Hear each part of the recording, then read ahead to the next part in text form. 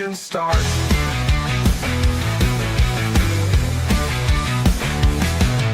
In-depth words cutting deep as cleats. Every play analyzed heartbeat by beat.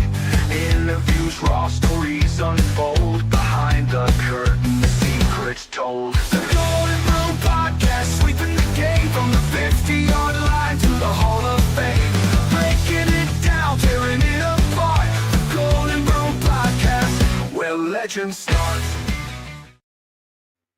Welcome back to the Golden Broom Podcast. I'm your host, Cody Slavinsky, joined as always by the new man, Vandy Chris. How you feeling, buddy? I feel better. Still in recovery mode, but starting to get my voice back. I still don't think it sounds quite right, but I'm on the mend. I'm working my way back, and I could not go this week without getting a show in. So here we are. There you go. Now, I got to ask, though, does it feel weird not working every day? I'm going stir crazy. I'm sure. There's only so much you can do. So last night I actually downloaded 3 different meme creator apps on my phone and started playing around with it today because I'm going to learn how to make some memes and social media graphic. I'm going to learn. I like it. I got 3 months to do it. There you go. There you go. I'm ready for it. Well, before we jump into the recap of last weekend, I have to say congratulations to your Vanderbilt Commodores. They handled LSU. They were unstoppable in that game. LSU's offense was humming at first. Like I was like, all right, they're moving the ball. We can't do anything inside the red zone. Vanderbilt's defense stepped up when it mattered most, and offense carried the way, and it was just a smooth selling for Vanderbilt the other day. Very good win. Very good moment for the career of Diego Pavia, if anything. He really played a different, like, it was a different Diego Pavia. It was a guy that I felt like the Alabama game, he got humbled a bit. Okay. Not like Yep. not like in a bad way, but like as in he had to reset himself. And he took that bye week and he really came back with a vengeance. And Oh yeah. that version of Pavia right there is 2025, 2026 Heisman Trophy winner Diego Pavia. That was a flawless performance, and hats off. That's all I can say. I mean, it was absolutely amazing. Very good game. So my take on that game, the second half, I actually felt sorry for Garrett Nussmeier. Yep. Every single time he went to throw the ball, he was getting hit. Not Yep. by one, not by two, but 3 or 4 guys were hitting him on every single play. Yep. I felt sorry for the guy. And that's what NIL and the transfer portal has done at Vanderbilt. Yeah, we're only spending $9 million while these other schools are spending 12 and 20 and 25. But guess what? That $9 million is all going on the D line and the offensive line. And it showed. Yep. Absolutely. It was definitely a good moment for them. And this week they welcome in Missouri. They will be commemorating the SEC tournament champion baseball team this weekend. I just saw that before the show started. Cool moment for them. I don't understand why it's the Missouri game they're doing it, because Missouri had nothing to do with that essentially. But maybe it's hey, this is what you could be, but you won't put money in your program. So I don't know. Well, if you've paid attention to Vanderbilt football this year, at their home games, they're actually trolling other schools. I will say they have taken their trolling level up a bit this year, and I respect it. So, But you have to. With that new stadium, you have no choice but to do this. So I think it's a thing of trolling Missouri about not winning any SEC championships. But I also think you're only given so many home opportunities and so many times to honor certain things. So Missouri got selected for this one. I can't wait to find out what we have for Auburn and Kentucky in store. Yeah, which I cannot wait for that Auburn game. I think that's going to be a fun matchup with their pesky defense they got going. Their offense is terrible, but their defense is very pesky. So it'll be a fun little matchup. I think Vandy wins, but it should be a fun game to say the least. So on Auburn, I got to ask you, everybody talks about they have 2 of the best wide receivers in the country. Mm-hmm. Have you seen it on the field? You've seen glimpses, but you have not seen consistency. And I think a big part of that is the coaching. I think that, and I will tell you this, having those 2 receivers, let's see. I mean, Cam Coleman can transfer. I know that. Can Singleton transfer? Does he have another year? What about Perry Wallace? Or ain't that his name? Perry Thompson. Perry Thompson, yeah. Yeah, I mean, you got those 3 guys that are just being underutilized, to say the least. I mean, which it shocks me because you would think that Jackson Arnold would improve. And I mean, don't get me wrong, the dude is a hard worker and he can run his butt off, but that's it. He's not a good But quarterback. they figure it out. Yeah, he's not a true dual threat, unfortunately. Like he should be one, but he's just in the wrong offensive system. Again, if he were at Mississippi State, I think it'd be a totally different conversation we'd be having. Which, to be fair, I can't say he would have won the job at Mississippi State, though. But I'm saying go into the Levy offense that he already knew. I think he would have benefited better, is what I'm saying. I don't know if he would be beating out Blake Shapen or not. I don't think he would have. I don't think he would have. No, I'm saying he would have had to sit behind him. I'm saying he fits that offense better than he fits Auburn, for sure. And you mentioned Mississippi State. remember, I said they will be the most improved team in the SEC. They Yep. didn't lose games last year because of their offense. They could score with anybody. Yeah. They can still score with anybody. Hmm. I still think they're the most improved team in the league, even if the results aren't showing it, because their defense is light years ahead of where it was last year. Yeah, absolutely. And we will be talking about them in a few minutes actually during our predictions because I put them on there for a reason. Mm-hmm. Yep. So let's jump into it. Billy Napier was finally fired after somehow holding on to the most loose string imaginable over a fire on that job. I don't know how he stayed as long as he did. Don't get me wrong. Do I think Billy Napier is a good head coach? Yes, I do. Do I think he's a right fit at a job in the SEC? No, I don't. Not yet. I think he still has some growth on his end to get to that level. And to be Yeah, fair, I think I really do. I think that being said, I have he's definitely a better coordinator than head coach. I will admit that. I have the perfect job for him lined up, and you'll hear me in just a minute mention that.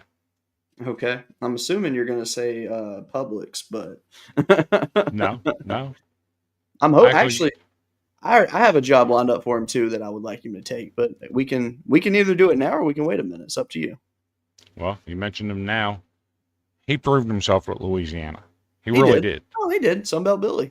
But think about it. He's an alumnus somewhere that used to be an FCS powerhouse, Furman, Ah, okay. who currently has Satterfield as their head coach, and he's absolutely horrible. The Yeah. Furman program is not doing anything. It's not growing, and they haven't had a winning season in quite some time.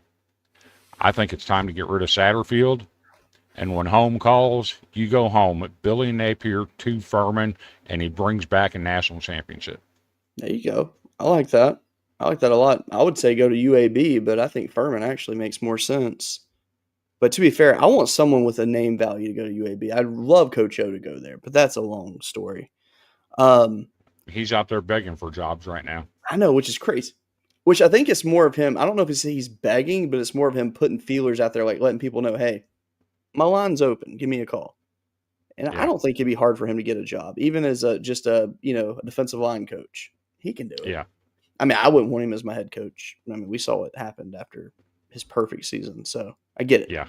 Um, briefly, let's the red referee in the Auburn Georgia game suspended rest of the season Yep. has been announced. Very happy about that. Why did it take him so long to suspend him? That's a good question. I am happy to see that they're holding officials accountable because that needs to happen. Yep. There's been, I will say, the last couple of seasons have been some of the worst calls I've seen by refs, whether it's misses or exaggerated calls. We've seen a lot of it. The no safety call in the Missouri game last year was absolutely horrible. Yeah, that's fair. It's very fair. Um, so tonight on the show, though, we're gonna have a couple of cool segments. We're gonna do our top 5 Heisman candidates. We're gonna do some predictions for the games. But before we get into that, there was some big breaking news that has taken place this week. Yeah. The FBI has hit a big illegal gambling ring, and it is deep. Mob family ties. Chauncey Billups arrested, Terry Rozier arrested. It was announced today that Kevin Garnett was actually part of this as well. I don't know if he's Hmm. going to be arrested or not. I don't know how much he was involved, but it was announced that his name did come up. That's deep. KD is in it. There's a video of KD.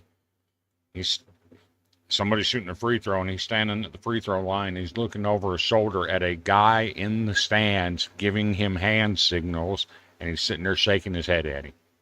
Interesting. Very interesting.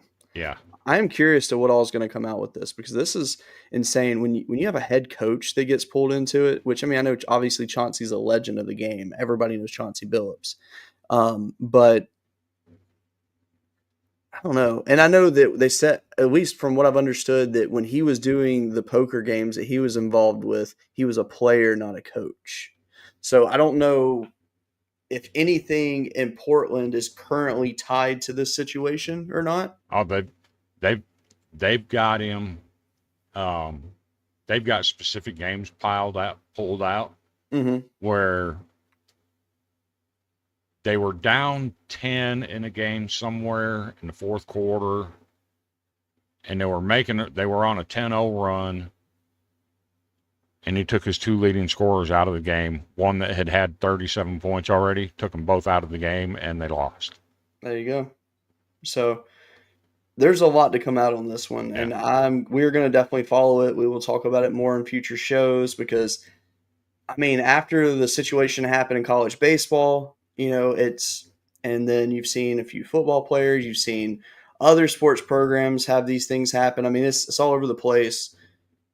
Now it's really getting serious. When you get to the So professional level and they're calling it out, I mean, that's pretty intense.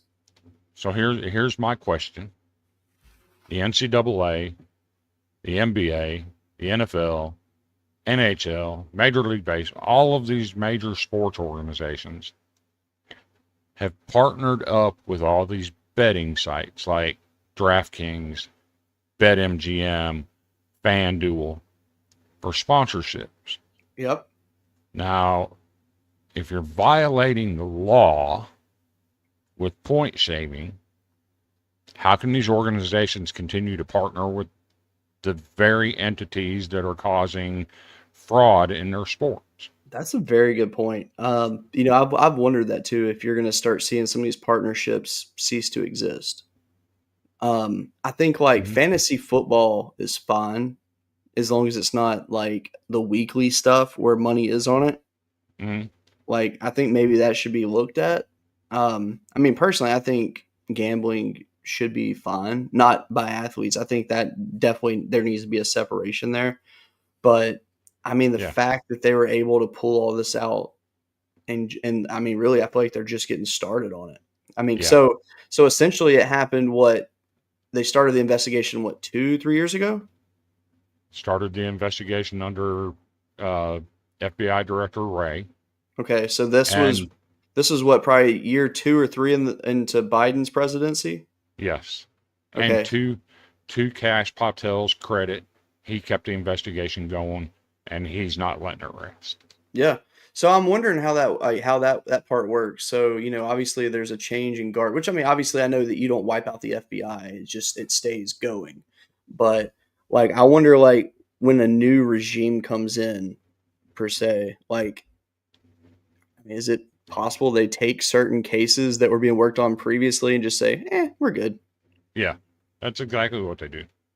Yeah, I'm happy that they didn't do that to this one because that's very huge, and Yes. yeah, shout out to them for keeping it going and getting to this point with it. And Yep.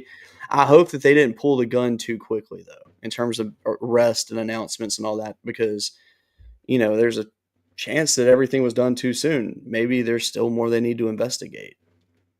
So And I don't know. even more interesting, this case grew out of the shoe case, if you remember the shoe case, where the shoe companies were paying athletes to go to specific schools. Yeah, So that's where this case grew out of. And to see the different regimes in the FBI working and continuing that type of investigation into sports, I'm all for absolutely. Brandon says gambling are okay. It's the losing that sucks. it. Yeah. By the way, if you need some aluminum polish and you're in the, I'd say the southeast, Boyd's Aluminum Polishing, the best of the best. I mean, look at the grill in his picture. He can make your wheels shinier than that. There you go. He paid me for that shout out, by the way. What was Also, it? A cold cherry Dr. Pepper. no, he's gonna put a stack of ones on my desk on Monday. There you go. Which, by the way, speaking of sponsors, shout out Chinook Seedery. Go to ChinookSeedery.com. Use promo code Golden Broom to save 10% on your purchase. I don't know who you are. If you're the one that's using the promo code and making these purchases, please reach out to us because I just want to give a special thank you because I keep getting these random emails of sell after sell after sell. And I'm like, what's going on here?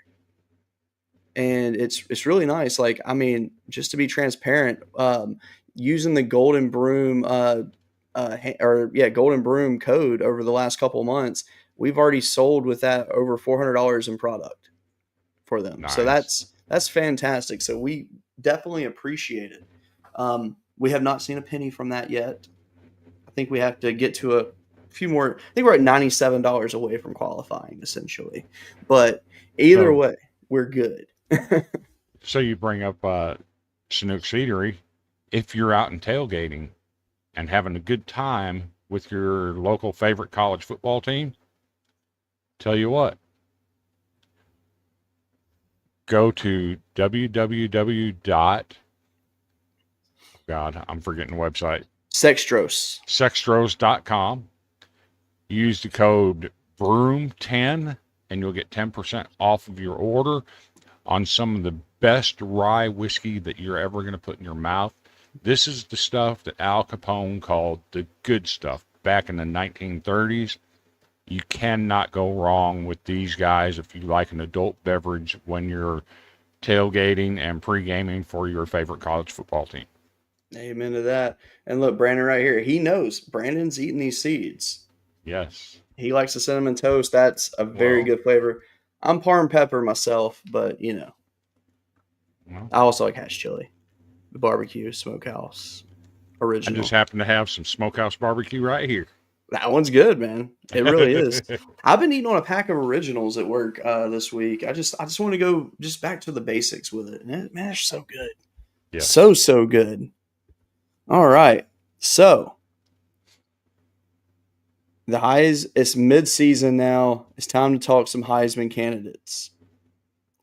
So let's how about each of us will give a name back to back, okay? Okay. And we'll either say we agreed with that person's name or we give our own name. How about that? Okay.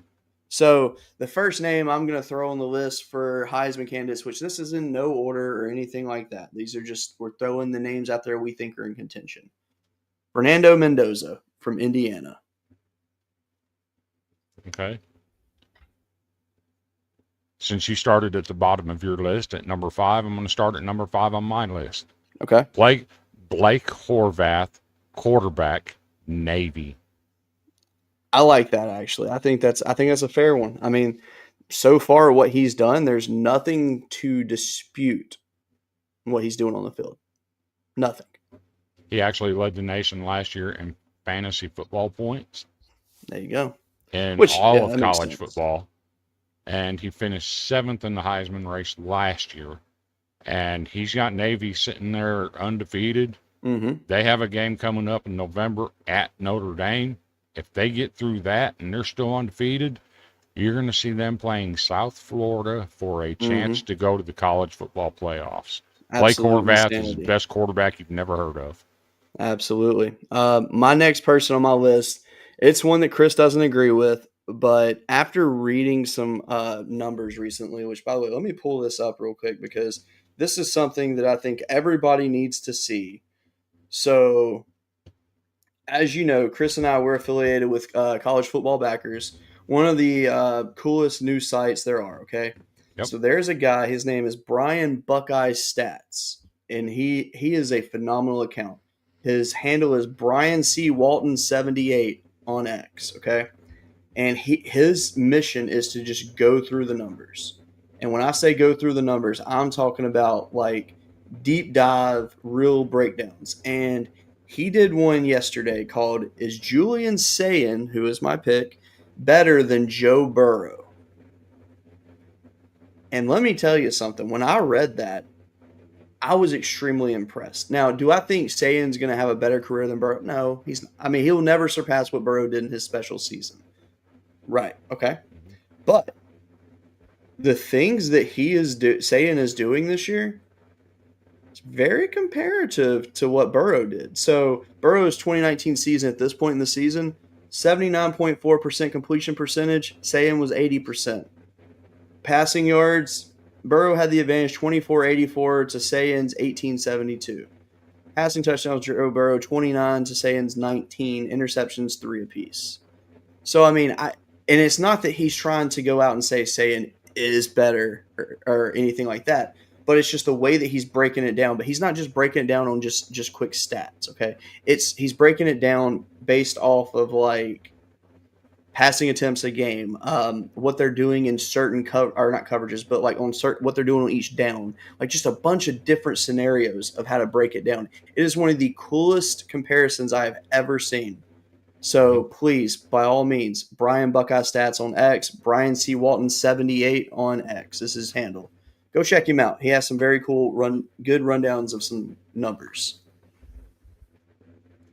Hey, my number 4, Fernando Mendoza. What this Mike, kid is doing at Indiana is absolutely incredible. They are a problem, and I actually see them winning at least one, maybe even 2 games in the college football playoffs. I'll be honest with you. The way that Indiana has played, the fact that they went to Oregon and did what they did, I can't believe I'm saying this, but the Hoosiers, they might win a national championship this year. I'm not going to straight up just call it and say it's happening, but they've given me no reason to doubt them to this point. Hmm. I mean, sure, they've had a few close games here and there, but they're dominant. They're absolutely phenomenal. So I definitely agree with that pick. My next person I'm going to say is the man that's going to run some havoc tomorrow, Mr. Ahmad Hardy, running back Missouri. Okay. My number 3, currently undefeated with a win on the road at South Bend underneath touchdown Jesus, Marcel Reed, who is putting up Johnny Manziel type numbers at Texas A&M. This kid is electric as a dual threat quarterback. I got him at number 3. I like that. I like that. My 1B, and the reason they are 1B on my list is because they have lost to my 1A. I'm going to have the man that is surging right now, who might be the quickest riser on the Heisman list, Mr. Diego Pavia, quarterback, Vanderbilt University. My number 2, Diego Pavia, who currently has 15 passing touchdowns, 4 rushing touchdowns, only 4 turnovers, completing 70% of his passes, and has Vanderbilt ranked in the top 10 for the first time in over 100 years. Diego Pavia, you're a leader of men. You get a nod at number 2. Absolutely. And then the number one man on the list, which I'm going to introduce this one by reading a quote of his from this week because I'll be honest with you, it's one of the coolest quotes that I have ever seen from a quarterback in this era. And what the heck did I just do? I literally went to the very beginning of my photo album. Prepare like you've never won, perform like you've never lost. Number one on my list, Ty Simpson, quarterback, University of Alabama. And number 1 on my list, just because of the insane way that Alabama has been playing for the past 4 weeks. Ty Simpson, Alabama's the best team in America right now. Yep. They've proven it. No other team has ever won 4 straight top 15 games in a row. Alabama has done that. They are filthy good right now. And despite a wide receiver that was billed as the best wide receiver in the country, hardly playing in Ryan Williams, Ty Simpson's out here putting up video game numbers. I mean, The scary part is he's got a younger brother that's broken all of his records in high school that's only a sophomore and is going to be better than him. that being said, so fun fact. So let's see. Younger Simpson, he's class of 27 or 28? 28. 28. Okay. He may still, there may be hope at Bama for him. Big name quarterback, Thompson High School in Alabama, Trent Seaborn, who made national headlines because he was an eighth They're grader. the same age. He's 20. He's class 27 though. Mm-mm. He's a Yeah. sophomore too. He is a junior. 2 years ago, he was in 8th grade. He can't be a junior. Buddy, look it up. It says class of 27 on his thing. He might have reclassified then. He had to. Well, then either way, though, he announced his commitment to Alabama the other day. So that puts a little bit of some hope out there for some other teams, because Elijah Haven, he's the number one player in the 27 class. He's a quarterback from the state of Louisiana. He was actually projected to go to Alabama the other day, and then the following day, Seaborn commits. So we'll see what happens there. I mean, obviously, there's plenty of time between now and signing day, but as of right now, that's where we stand. And So just because they commit don't mean anything, because I can tell you there's a quarterback ranked number 3 in his class of 26 that's committed to Georgia, that has been a Georgia commit since his freshman year, that is actually doing an official visit at Vanderbilt this weekend. that's interesting, too, considering he decommitted, recommitted, and now taking more visits. How tight is that commitment?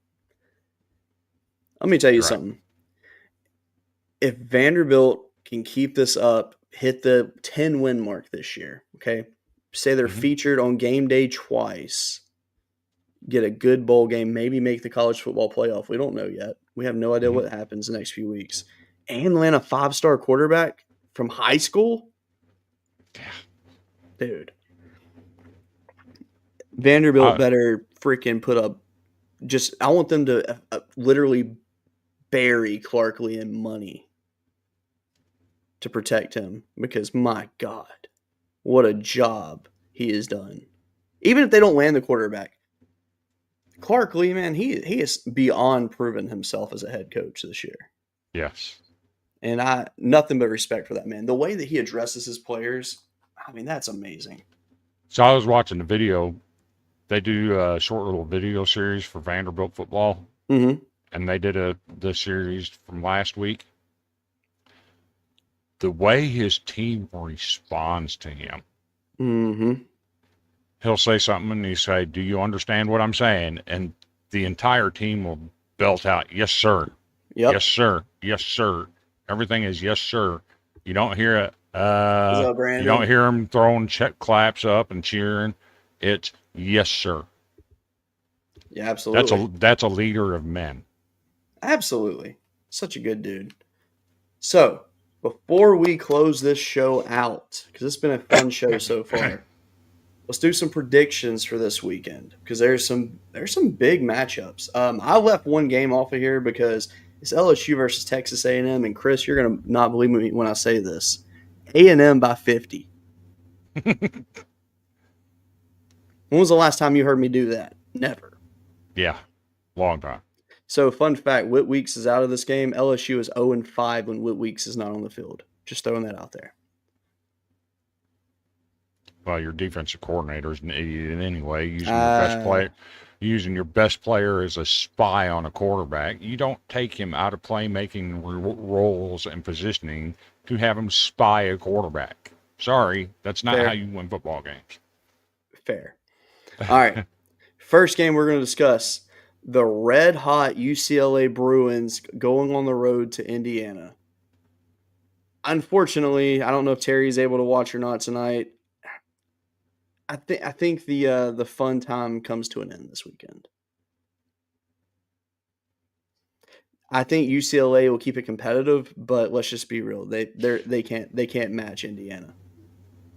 And when I say competitive, let me rephrase that.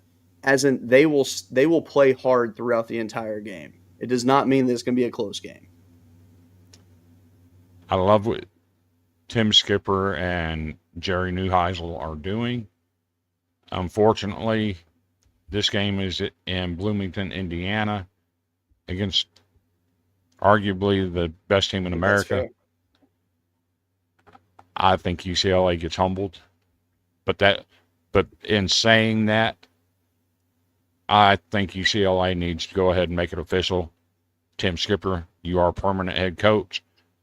Jerry Neuheisel, you're permanent offensive coordinator. Yeah. So I mean, to be fair, everything that we've seen out of UCLA in the last few weeks, there's no proof that they can't hang in this game, by the way. I mean, the fact that they have to go all the way across the country, though, doesn't look good for them. But hey, they did go to Michigan State and pull it out. So lightning might strike 3 times. You never know. Yeah. All right. Next game, Ole Miss at Oklahoma. Lane Kiffin had a meeting with his team, addressing the rumors of Florida and all that, which obviously anytime a job like that comes open, Lane Kiffin is the top dog mentioned. He's always the first name that's going to be mentioned for a job. But you said it previously, you don't think he goes. I don't know. There's a lot of time between now and when that hire is made. That said, I think Mateer is finally healthy. Ole Miss has a very questionable defense. Give me OU at home in this game. So I think Ole Miss is the better team. Sure. However, all of the off-the-field distractions involving Lane Kiffin this week proved to be rat poison. And you know what happens when rat poison gets into your team? You lose a game that you're not supposed to lose. Oklahoma pulls the upset. So I will say this too. This game is definitely worth watching because Ole Miss has one of the top offenses in the country. OU has the number 1 overall defense in the country, statistically. Fun matchup, to say the least. So very curious what goes on there. One game that I'm really looking forward to this weekend, Texas at Mississippi State. Man. Hottest team in the SEC, Chris. Do they get it done, though?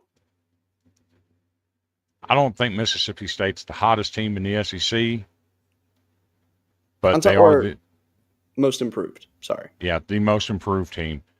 I think they get it done. They gave Texas everything they could handle last year with Arch Manning playing in that game. Mm-hmm. I think playing at home, the improvements they've made on their defense, they can score with anybody. I think Mississippi State gets it done. I do too. I think the cowbells are actually going to affect Arch. Yeah. I really do. Another game, though, a good game. Minnesota at Iowa.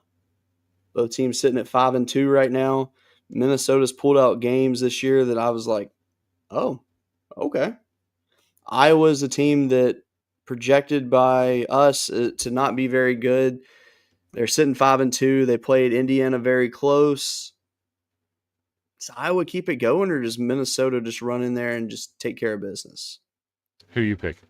I'm picking Minnesota. Damn. You're stealing my thunder on all of these. It's for Bubba, man. I got to do it. Both of these teams pride themselves on defense. Mm-hmm. Last week against Nebraska, Minnesota had 9 sacks. Here's the thing about that.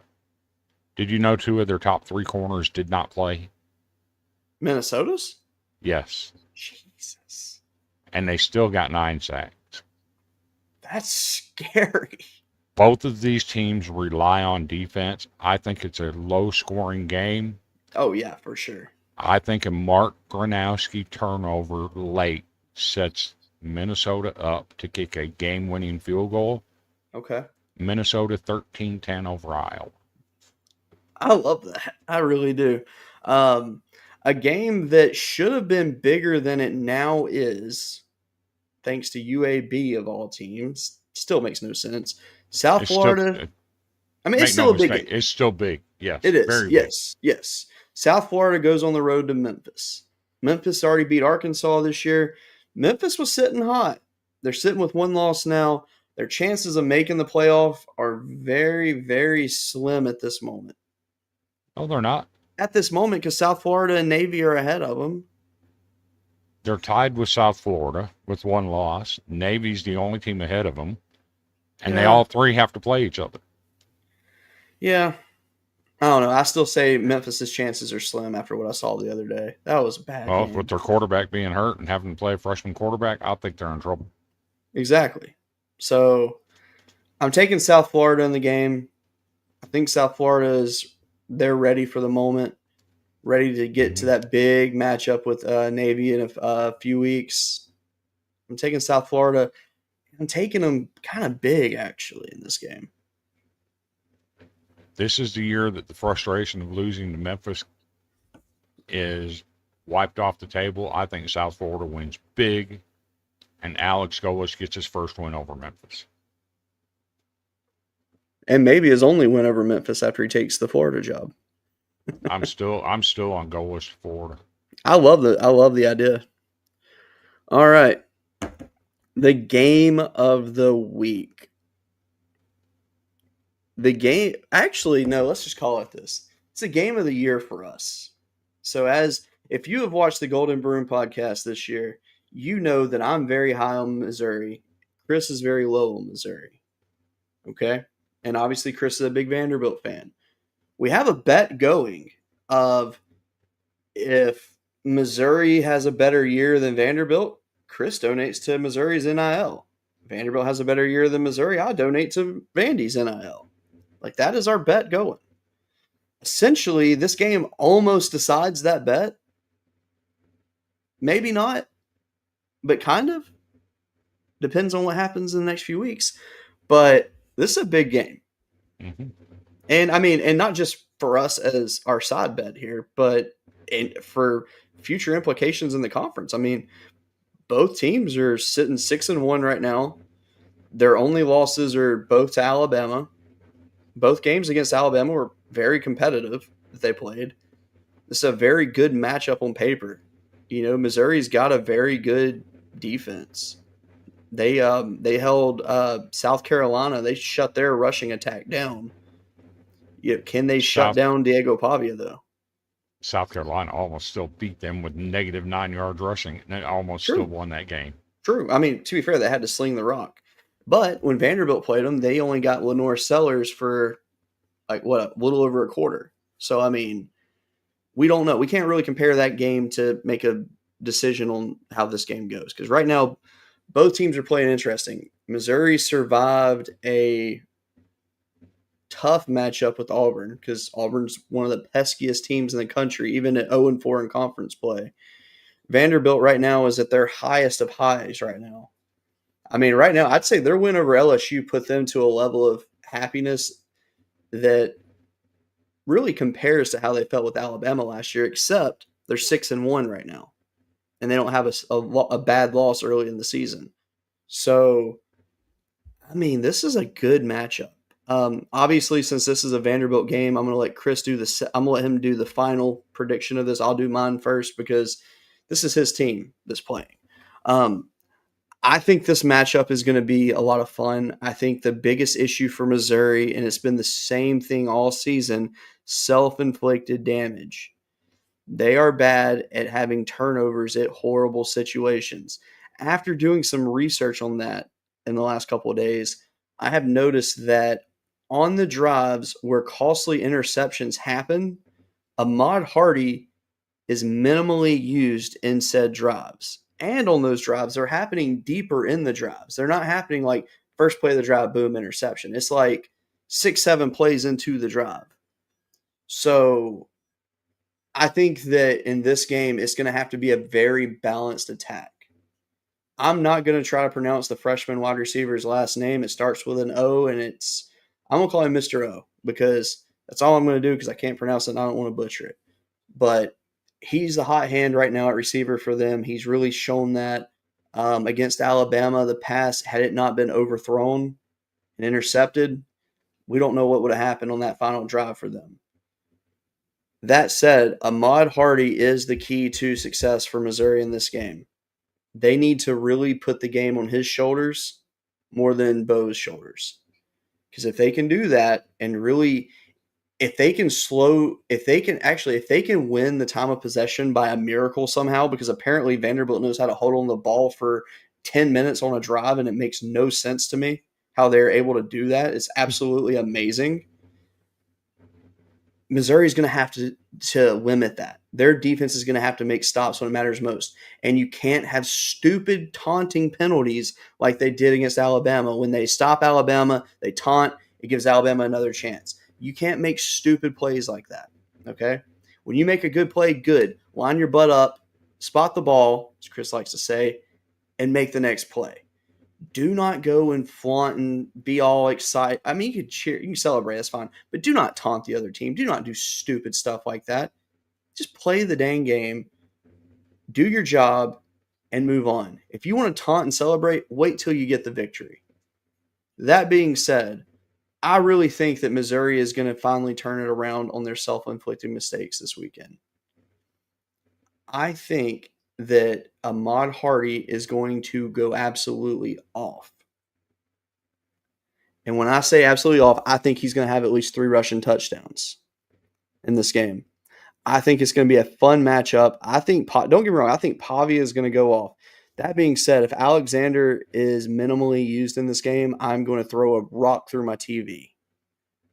The fact that man had 3 carries against Alabama is still the stupidest thing I've seen all year. Because let's be real, that's the reason that they lost that game. I'll argue that till I'm dead.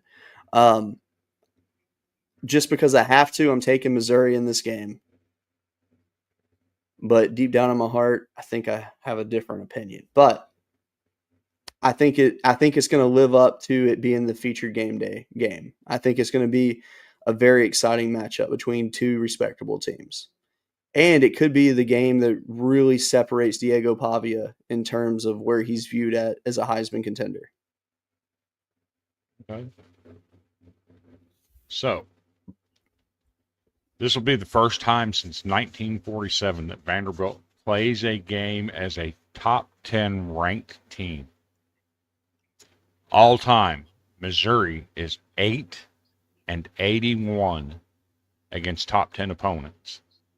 And since joining the SEC, Missouri is 1-18 as a member of the SEC against top 10 ranked SEC teams. No better time than get win number 2, baby. Let's go. So let's take a deep dive into Missouri. Yes, they have all these flashing numbers on offense. Prior to the Alabama game 2 weeks ago, they played the 109 ranked schedule in America.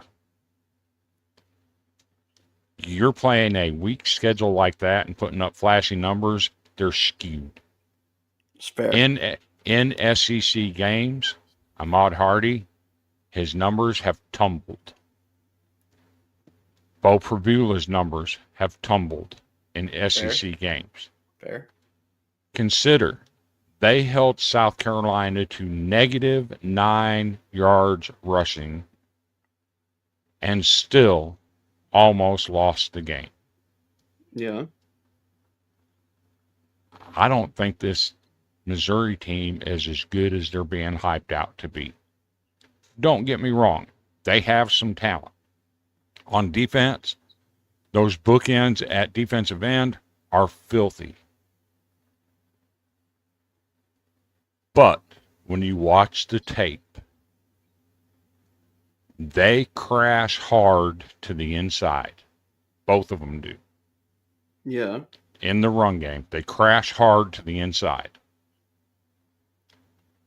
What does Vanderbilt's offense have in it, in the part of their arsenal, that can take away their effect on the game? Oh, they run a lot of true option football. So when you got your defensive ends crashing hard to the inside, guess what? My quarterback and my running back are swinging to the outside in an option game. Yeah. With a wide open field.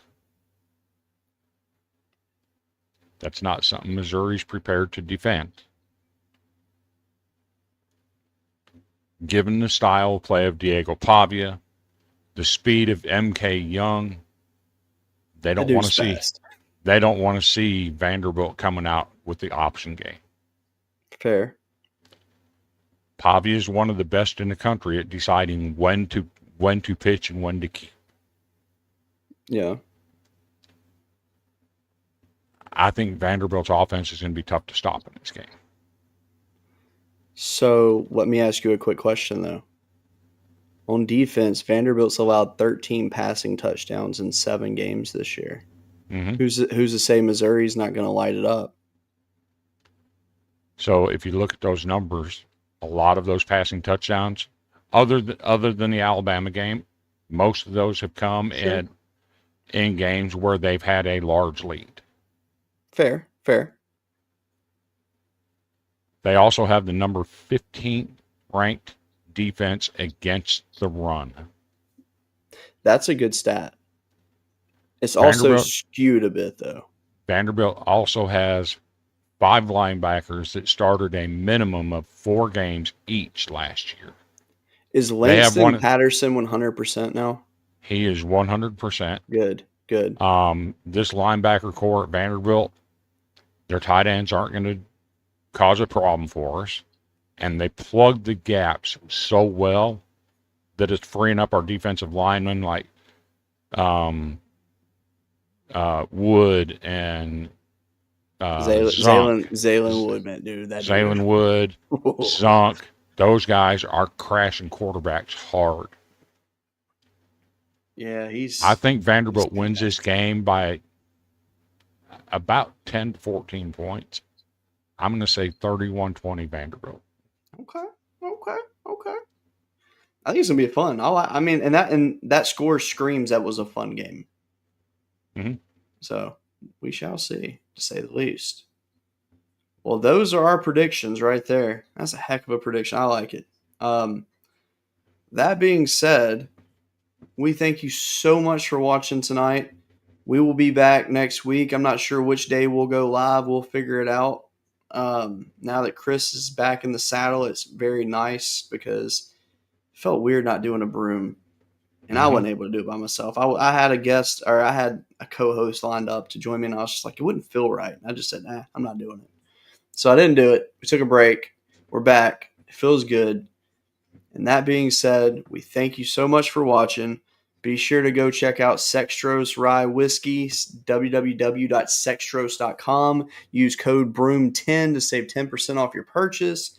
Chinook Seedery, ChinookSeedery.com. Promo code Golden Broom, as you see right there at the bottom of your screen. 10% off your purchase. With that being said, we thank you for watching, and we hope you have a great weekend of watching some good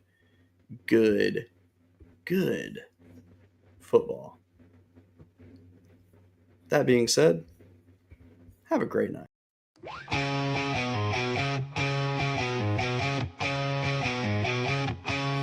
On the diamond where they play, sweeping competition every day.